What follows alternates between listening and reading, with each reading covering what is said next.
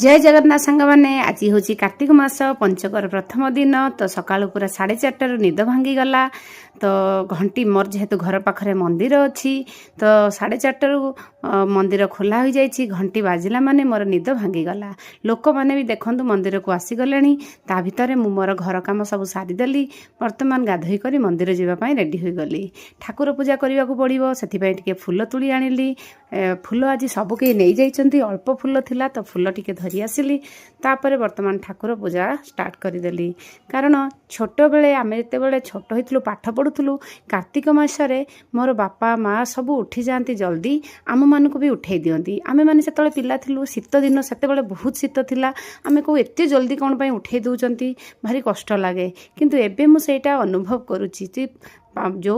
कामटा पापा मामा करि तो सेटा पिलामानक ऊपर असर पड़ी था यहाँ सत कथा तो मो बापा माँ यही कम कर आज मते भी कार्तिक मास है माने मते निद हो ना केमती सकाळु उठी जल्दी जल्दी गाधोई पाधोई पूजा करी पूजा करदेला पर एते शांति लगे घरे टिके झुणा देदेव पूजा करदेव तार खुशी गोटे अलग सकाळु जगन्नाथ चैनल लगी जगन्नाथ को टिके दर्शन करदेले आउरी मन बहुत भल लगे तापर मु चलिली मंदिर टिके मंदिर को जाई पूजा करने से पाखरे मंदिर से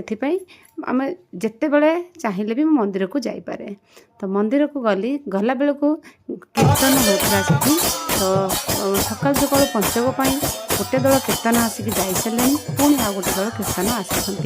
तो एत बढ़िया लगिला से इच्छा होता से छिड़ा हो रही किंतु कौन करवा समय तो अभाव छुआ आमको वर्तमान छुआ स्कूल जीव